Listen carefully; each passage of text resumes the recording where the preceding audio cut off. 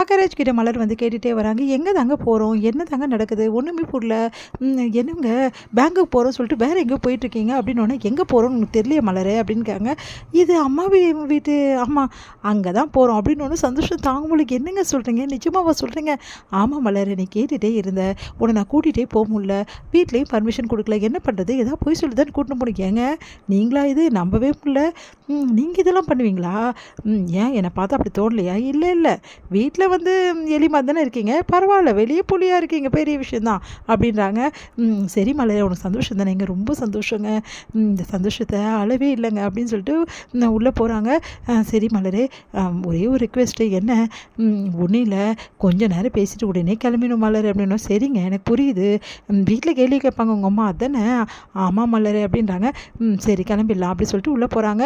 போனோன்னே அம்மா அப்படி சொல்லிட்டு தம்பியை பார்க்குறாங்க. தம்பி என்கிட்ட பேசுகிறாடி, ஏன்டா என்கிட்ட பேச மாட்டேங்கிற அப்படின்னோடனே, போக்கா உங்ககிட்ட பேசுறதுக்கு என்ன எதுவுமே இல்லை, யாருக்கு எல்லாரையும் நடிக்கிறாங்க, ஆனால் நீ வந்து அதை பற்றி யோசிக்கல, ஏன்டா அப்படிலாம் சொல்கிற, நான் எப்படா உன்னை பற்றி யோசிக்காமல் இருப்பேன் அப்படின்னு சொல்லிட்டு, டே ப்ளீஸ்ரா அப்படின்னோடனே பார்க்குறாங்க. ப்ளீஸ்ரா என்கிட்ட பேசுகிறடி, அக்கா தான் உன்னை தேடி வந்துட்டால, பேசுகிறான்னு அவங்க அம்மா சொல்கிறாங்க.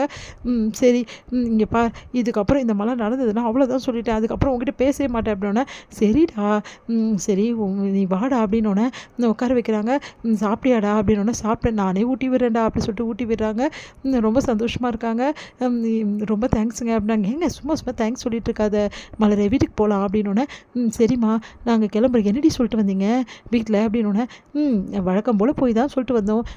ஏன் பையன் இப்படி அடிபட்டிருக்கானே, தம்பி பார்க்க கூட வரக்கூடாதா, அக்கா காரி அப்படியே இருக்கணுமா, என்னடி வீடு அது அப்படின்னோடனே, எல்லாம் என் தலை எழுத்து, என்னம்மா பண்ணுறது, நீ தேடிக்கினேன், அதாண்டி இப்படிப்பட்ட வாழ்க்கை உனக்கு கிடச்சிருக்கு, நான் அது வரைக்கும் மாப்பிள்ளை நல்லவராக போயிட்டாரு, இல்லைன்னா அவ்வளோதாண்டி, அது ஒன்று தாம்மா எனக்கு ஆறுதல், வேறு என்ன இருக்குது அப்படின்னு சொல்கிறாங்க. சரிடா உடம்ப பார்த்துக்கடா அப்படின்னு சொல்லிட்டு ஆறுதல் சொல்லிவிட்டு அவங்க அம்மாவுக்கு ஆறுதல் சொல்லிட்டு கிளம்புறாங்க. இங்கே அழகுமலர் வீட்டுக்கு வந்தோடனே, சரி நான் டைம் ஆகிடுச்சு, நான் கிளம்புறேன், ஆஃபீஸ் பர்மிஷன் தான் போட்டு வந்தேன், சாயந்தரம் வந்து பேசிக்கலாம் மலர் அப்படின்னு சொல்லிட்டு வீட்டில் விட்டுட்டு போகிறாரு. என்னடி அவன் போயிட்டானா, எல்லா காரியம் முடிஞ்சிச்சா? நல்லபடியும் முடிஞ்சிச்சு, எந்த பிரச்சனையும் இல்லை அப்படி சொல்லிட்டு மழை சந்தோஷமாக இருக்காங்க. என்ன இவ பேங்க்குக்கு போயிட்டு வந்த மாதிரி இல்லையே, முகத்தில் அவ்வளோ சந்தோஷம் படுறான் அப்படின்னு சொல்லிட்டு அவங்க மாமியார் அப்படியே பார்க்குறாங்க.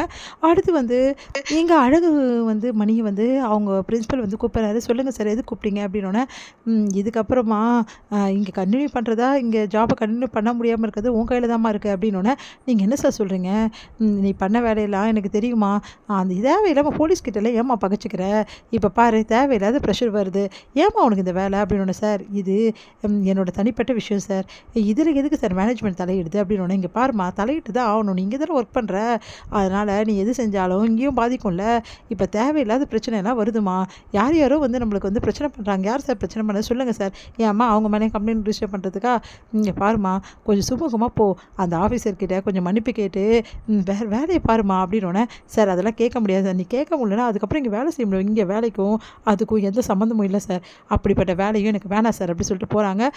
அதை பார்த்துட்டு என்ன இந்த பொண்ணு இவ்வளோ பிடிவாதமாக இருக்கே அப்படின்னு சொல்லிட்டு டென்ஷனாக வராரு. எங்கே வந்து வெளியே நிற்கிறாரு அந்த அவங்களோட மாமா. என்ன ஓவராக பண்ணிகிட்ருக்க, என் மாப்பிள்ளைக்கிட்டே பிரச்சனை பண்ணுறியா நீ அப்படின்னோடாங்க. நீங்கள் யார் இதெல்லாம் பேசுறதுக்கு அப்படின்னோடனே, இங்கே பாருங்கள் தேவையில்லாமல் வந்து பிரச்சனை பண்ணியிருந்தீங்கன்னா நல்லா இருக்காது அப்படின்றாங்க. நானும் பார்த்துட்ருக்கேன், ஓவராக பண்ணிகிட்ருக்கேன், ஒரு பொம்பளை பிள்ளையா லட்சணமாக இல்லாமல் ஓவராக பண்ணிகிட்ருக்கேன், ஏன் சார் பொம்பளை பிள்ளைனா அடங்கி போகணுமா, நீங்கள் என்ன வேணாலும் பண்ணுவீங்க, அதுக்கேற்ற மாதிரி நாங்கள் இருக்கணுமா, என்ன சார் நினச்சிட்டு இருக்கீங்கன்னு நீ ரொம்ப பேசுகிற, பாருங்கள் சார் இதெல்லாம் கொஞ்சம் கூட சரியில்லை, ஏன் எங்கள் மேலே கம்ப்ளைண்ட் பண்ணுவியா நீ, இங்கே பார் மரியாதை அடங்கி இல்லைன்னா அவ்வளோதான் அப்படி சொல்லிட்டு போகிறாங்க. இதை கேட்டு செம்மையாக டென்ஷன் ஆயிடுறாங்க நம்ம வந்து அழகுமணி.